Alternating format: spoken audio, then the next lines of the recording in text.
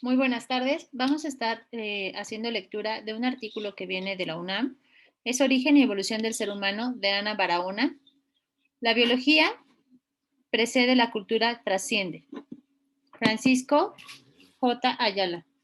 La especie humana ha evolucionado de otras especies que no eran humanas. Para entender nuestra naturaleza, debemos conocer sus orígenes y su historia biológica. Esta historia ha sido reconstruida con la ayuda de muchas disciplinas científicas: la paleontología, la biogeografía, el estudio comparativo de los organismos vivos, la antropología y, en épocas recientes, la biología molecular.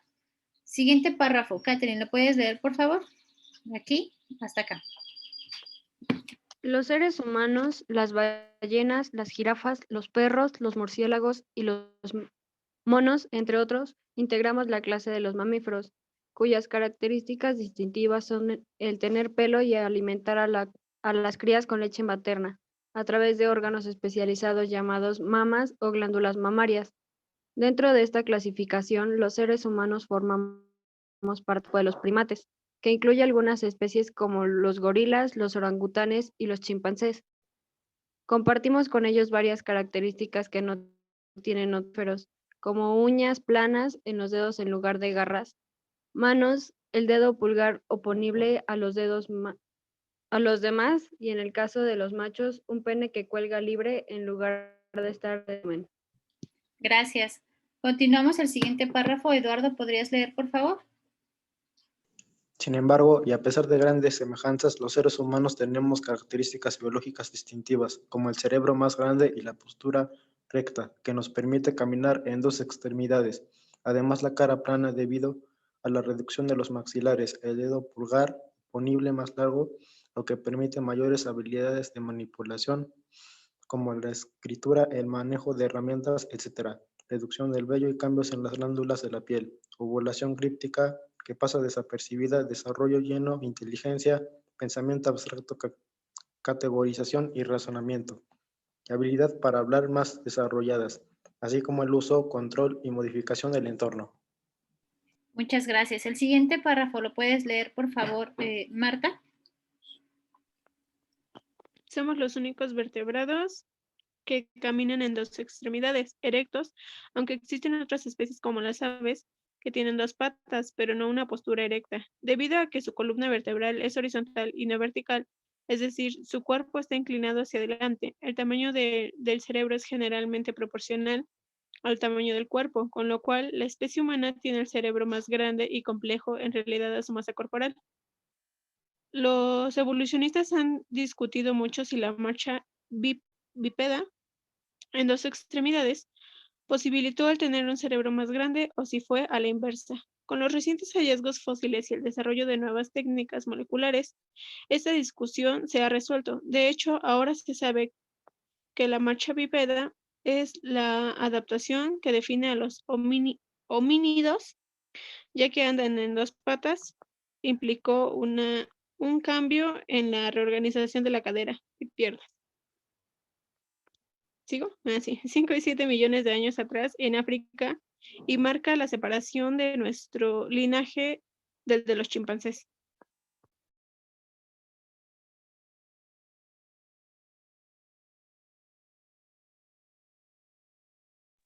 Profa tiene apagado su micrófono.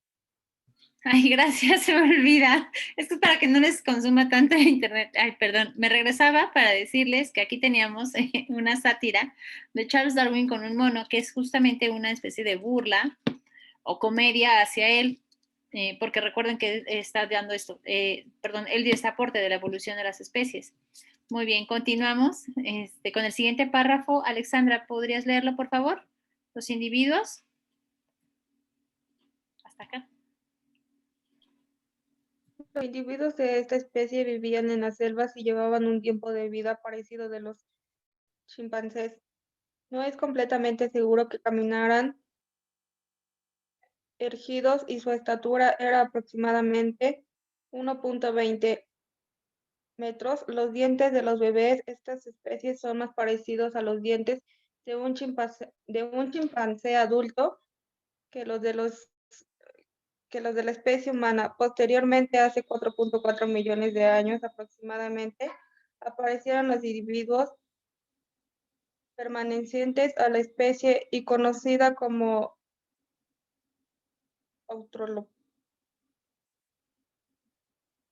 Australopithecus anamnesis. descrita en 1995 a partir de restos de fósiles encontrados en Kenia.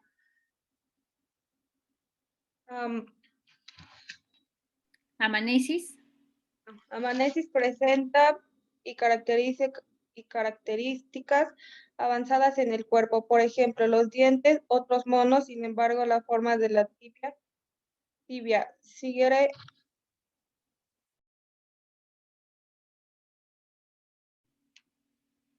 Bien, después tenemos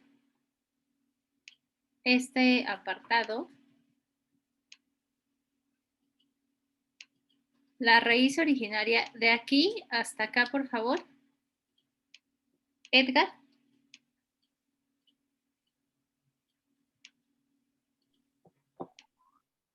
La raíz originaria de Anamnesis se separa de Australopithecus afarensis, que es una especie muy conocida gracias al descubrimiento de los restos fósiles de una hembra en el desierto de Afar, en Etiopía, que vivió entre 3.9 y 3.5 millones de años atrás, a la que bautizaron con el nombre de Lucy en 1978. De los estudios de los restos fósiles, ahora sabemos que estos individuos medían cerca de 1.5 metros de altura, tenían marcha bípeda, brazos largos, pómulos salientes y grandes mandíbulas, debido a su especialización en alimentos duros, cejas bajas y un cerebro pequeño, aunque entre los hominoideos, donde se incluyen los llamados simios antropomorfos de forma humana, como los chimpancés, los gorilas, los orangutanes y los gibones. De estos, nuestros parientes más cercanos son los chimpancés, luego los gorilas y mucho más alejados los orangutanes y gibones. Los hominoideos florecieron en Mioceno entre 25 y 5 millones de años atrás. Nuestro antepasado más antiguo fue descubierto apenas en 1994. Australopithecus ramidus apareció entre pies y columna vertebral y provocó el cambio de cientos de músculos y diferencias en el comportamiento. También se sabe que el aumento continuo en la capacidad craneana, el linaje de los homínidos, no fue necesariamente un efecto directo del cambio en la posición bípeda, pero sí una característica adaptativa, es decir, fue seleccionada debido a que le confería a sus portadores mayor control sobre el medio. Estudiar estas semejanzas y diferencias ha permitido a los científicos contar una explicación de nuestra evolución. Esta reconstrucción histórica se ha basado principalmente en los fósiles encontrados en África, Asia y Europa, completados con los recientes estudios moleculares del genoma humano. Gracias, Edgar. Bien, aquí vamos a rescatar esta línea que tenemos de tiempo de los homínidos. Y es lo que nos está describiendo, ¿no? Que en cierto periodo teníamos a los Australopithecus ramidus, Australopithecus afarensis, Australopithecus africanus, Homo habilis, que están casi a la par que el Australopithecus robustus. Tenemos al Homo erectus. De ahí pasamos al Homo sapiens. Pasamos hacia el Homo sapiens. De aquí parte, o sea, a finales casi de tenemos Homo sapiens neandertal y tenemos al Homo sapiens sapiens, ¿sale? Que sería, pues ya prácticamente nosotros. Bien, la historia. Voy a leer yo. Como ya dijimos, nuestra especie Homo sapiens pertenece al grupo de los primates. que han estado asociados con las selvas de tipo tropical, casi desde su origen en el Cretácico, hace más de 65 millones de años, donde aparecieron algunos pequeños mamíferos que vivían en los árboles. A los humanos se nos clasifica... Ahí.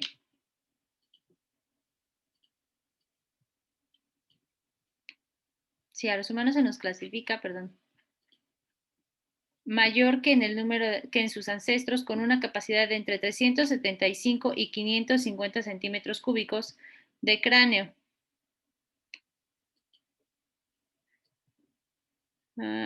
Centímetros cúbicos, perdón. Ajá. El cráneo es muy similar al de un chimpancé, excepto por los dientes que parecen más humanos. Los caninos son más pequeños que los monos, pero más grandes y puntiagudos que los de los humanos. Sin embargo, la pelvis y los huesos de las piernas se parecen más a los del hombre moderno, adaptados a la caminata más del trote. Este hallazgo causó conmoción en 1978 durante su presentación en el bicentenario de la muerte de Carlos Linnaeus, gran científico sueco que en 1758 estableció el sistema de clasificación y denominación sistémica, de todos los organismos vivos. Hasta este momento, ¿podrías leer, por favor, Eduardo? ¿Y acá? ¿De aquí a acá?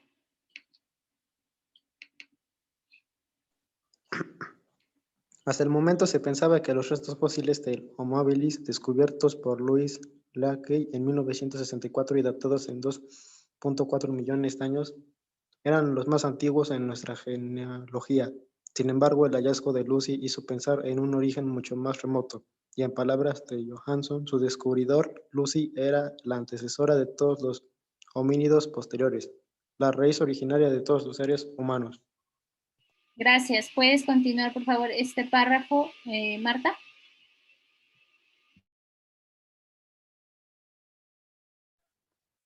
Apariencias con el tiempo dio lugar a otros dos ramificadores. Por un lado, Australopithecus africanus, que se extinguió, y por el otro, Homo habilis, que se calcula apareció entre 2.4 y 1.5 millones de años atrás, cuyos restos solo han sido encontrados en África y asociados con herramientas de piedra. Ese es el primer representante del género al que pertenece el Homo sapiens. Los individuos de H. habilis eran muy similares a los australopitecinos, aunque con una capacidad craneana mayor que varía entre 500 y 800 centímetros cúbicos. Se presume que su estatura pudiera haber sido de 1.27 metros y su peso de unos 45 kilogramos. Bien, gracias. Antes de que pasemos a la transición, aquí tenemos justamente esa.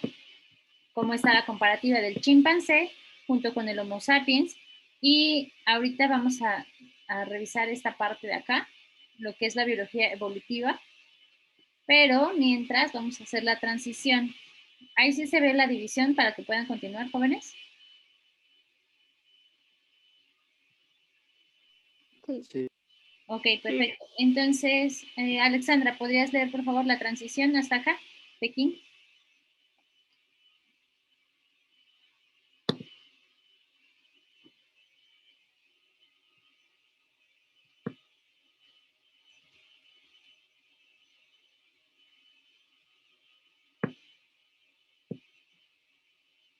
Creo que está fallando el audio de su compañera.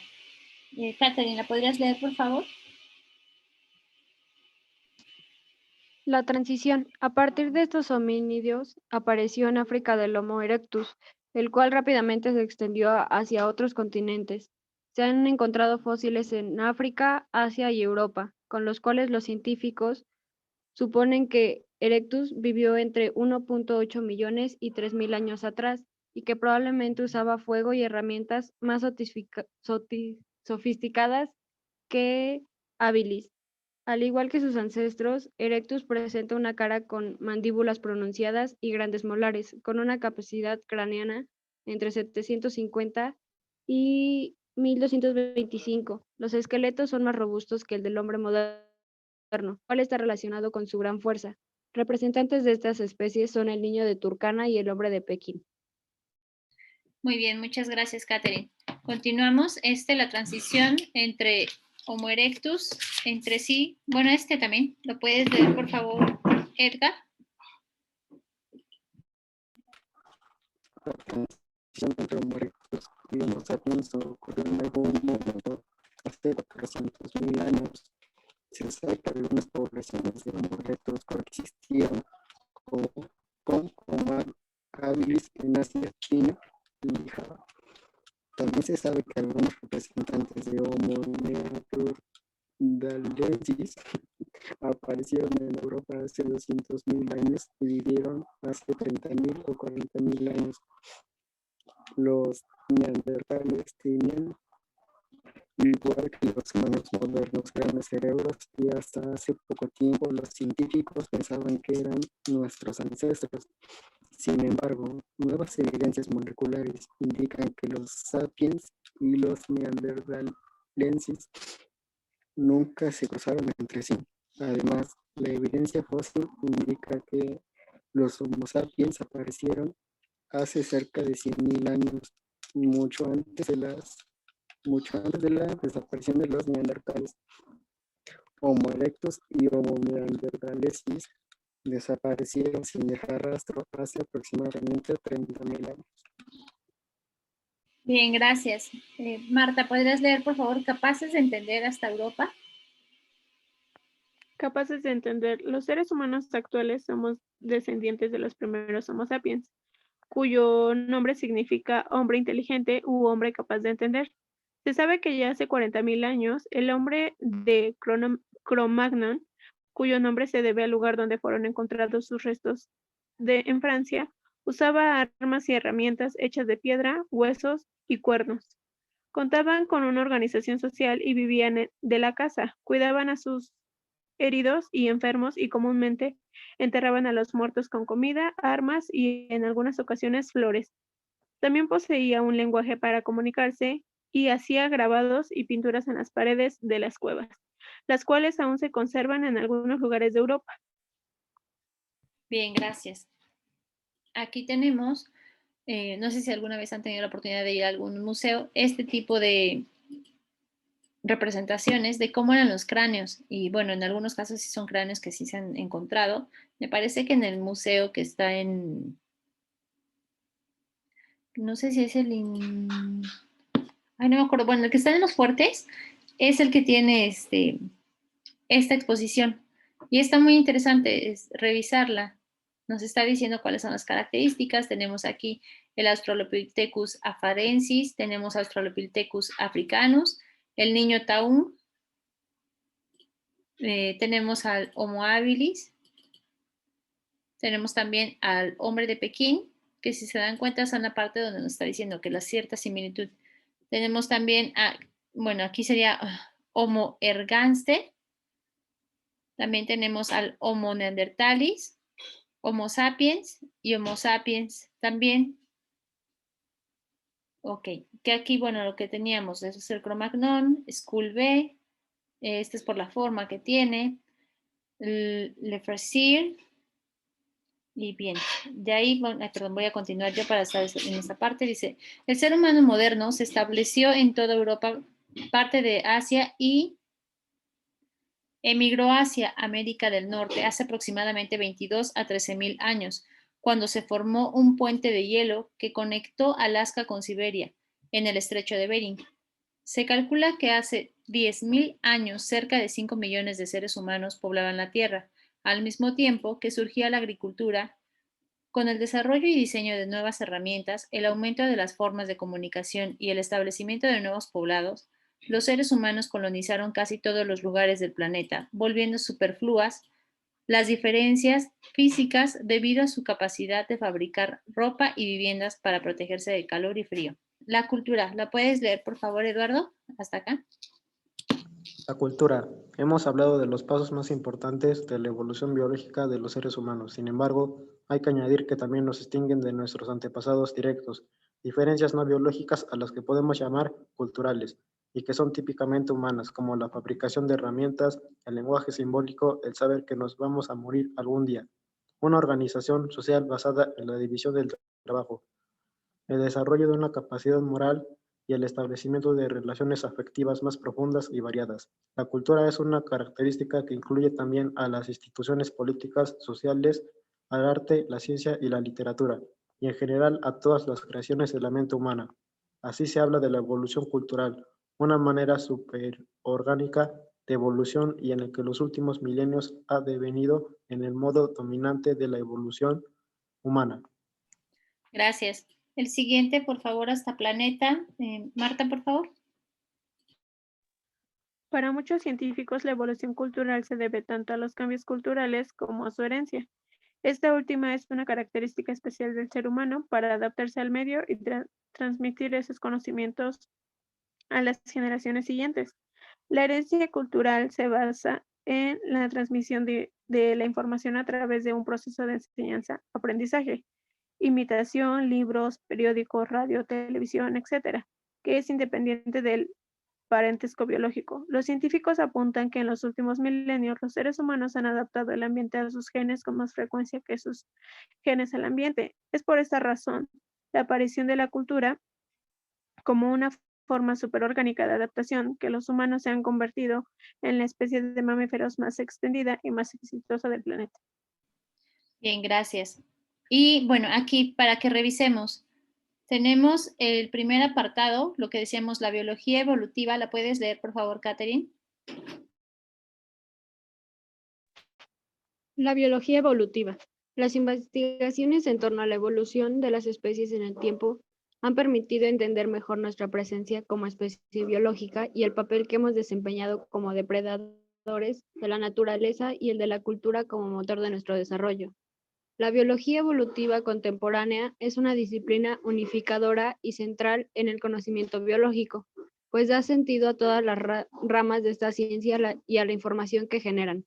Los orígenes de esta disciplina pueden trazarse hacia 1859, cuando se publicó El origen de las especies de Charles Darwin. En este libro, Darwin propuso la evolución de las especies por selección natural, es decir, a través de cambios lentos y graduales en las poblaciones a lo largo de grandes periodos de tiempo, como consecuencia de la adaptación de los seres vivos a su ambiente. Dentro del esquema darwiniano, concebida desde su origen, pero publicada hasta 1871 bajo el nombre El origen del hombre, la idea de la pertenencia de la especie humana al reino animal y emparentada con los primates o monos estaba ciertamente incluida. Este concepto fue responsable de muchos debates durante la segunda mitad del siglo XIX, pero sin lugar a dudas, en la actualidad es casi universalmente aceptado. Muy bien, muchas gracias. Vamos a continuar también con esta parte. Nuevo pariente, como pregunta lo tiene, a ver si lo puede ver. Eduardo, ¿lo puedes leer, por favor? En el número correspondiente a marzo de 2001 de la prestigiosa revista Nature se describen los restos fósiles de un nuevo género del homínido, el Kenyanthropus platypus, descubierto por Meav Leakey y sus colaboradores. Su nombre es un reconocimiento a la contribución de Kenia en la elucidación de la evolución humana y de las raíces griegas platus, que significa plano, y opsis, que significa cara. La antigüedad de los fósiles se ha calculado entre 3.5 y 3.2 millones de años. Sin embargo, su localización en el linaje de los homínidos es incierta, debido a que comparte características con otras especies como A. anamensis y A. afarensis, cerebro pequeño del tamaño de un chimpancé, márgenes nasales planos, etc., pero presenta características nuevas que lo distinguen de las demás especies. Cara grande con dientes pequeños. La naturaleza de Kenyanthropus plantea algunas preguntas acerca de la evolución humana en general y del comportamiento de esas especies en particular. Se puede pensar que la evolución de los homínidos, como la de otros mamíferos, ocurrió por una serie de lo que en biología se conoce como radiaciones, donde muchas especies evolucionaron y se diversificaron rápidamente. Se puede pensar incluso que entre 3.5 y 2 millones de años atrás coexistieron muchas especies de homínidos adaptadas a diferentes ambientes, aunque aún no sepamos por qué. Las investigaciones continuarán y en los siguientes años podremos saber si Kenyanthropus pertenece o no al árbol familiar de los humanos. Bien, muy bien, muchas gracias. Y tenemos el fraude de Piltdown, perdón. Lo puedes leer de aquí. Sí. De aquí hasta acá. Marta, por favor. Los hacedores de la ciencia, por el solo hecho de serlo, no escapan del lado oscuro de la naturaleza humana. Celos, envidias, odios, venganzas y resentimientos han manchado más de una página de su historia, una de ellas relacionada con los orígenes del hombre. Sucedió hace casi un siglo, cuando en 1908 el paleontólogo aficionado inglés Charles Darwin encontró fragmentos fósiles de un supuesto homínido en Piltdown, una región localizada en la parte de Sussex, Inglaterra. Dawson comunicó el hallazgo a su amigo y colega, el paleontólogo Arthur Smith Woodward, director del Departamento de Geología del British Museum of Natural History, quien tenía una excelente reputación y era muy respetado en la comunidad científica. Mientras paleontólogos europeos realizaban importantes hallazgos de restos fósiles de los ancestros del hombre en Europa y Asia, los ingleses habían encontrado solo algunos instrumentos de piedra extremadamente rudimentarios. Woodward tenía la hipótesis de quienes elaboraron estas herramientas debían ser homínidos, inteligentes con una gran capacidad craneana, pero con características parecidas a las de los primates. Si bien no tenía evidencia de la sustentara. Así, el hallazgo de Piltdown le cayó a Woodward como anillo al dedo. Para 1912, Dawson, Woodward y su equipo de paleontólogos habían encontrado restos de un cráneo, la mayor parte de la mandíbula y algunos dientes en el yacimiento de Piltdown. Su reconstrucción indicaba que se trataba de un homínido nuevo, aún desconocido para la ciencia, que presentaba una mezcla de características de primate y del ser humano, exactamente como lo predijo Woodward. Bien, muchas gracias. El siguiente, ya para concluir este pedacito de artículo, ¿lo puedes leer, por favor, Catherine? El anuncio.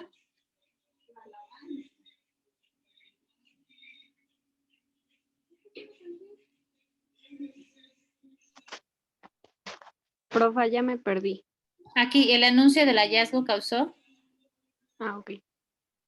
El anuncio del hallazgo causó un gran revuelo en su época, tanto dentro de la comunidad científica como entre el público. Los periódicos locales hablaban del descubrimiento para su fortuna. Ya no se puede ver más. Ok. Para su fortuna localizado en territorio inglés, el eslabón perdido, y este sirvió para dar un gran empuje a la comunidad paleontológica británica. Sin embargo, paleontólogos de otros países se mostraron escépticos. Algunos pensaban que podía tratarse del cráneo de un humano y la mandíbula de un primate, unidos accidentalmente en el mismo sitio. En todo caso, señalaron que era necesario encontrar más fósiles para poder tomarlos en cuenta. La controversia continuó y en 1917, un año después de la muerte de Dawson, Woodward anunció que su colega había encontrado poco tiempo antes de morir otro cráneo en Piltdown. Este nuevo descubrimiento logró convencer a muchos opositores y una gran cantidad de trabajo se invirtió para tratar de entender la evolución humana basada en estos fragmentos. Conforme pasó el tiempo y las piezas del rompecabezas de la evolución del ser humano se iban colocando en su sitio, los hallazgos de Piltdown no encajaban en ningún lado. Fue hasta 1953 cuando J.C. Weiner, un antropólogo físico de la Universidad de Oxford, decidió volver a estudiar el caso. Le llamó la atención la falta de información recabada en el yacimiento, un hecho muy extraño tratándose de paleontólogos de la talla de Woodward.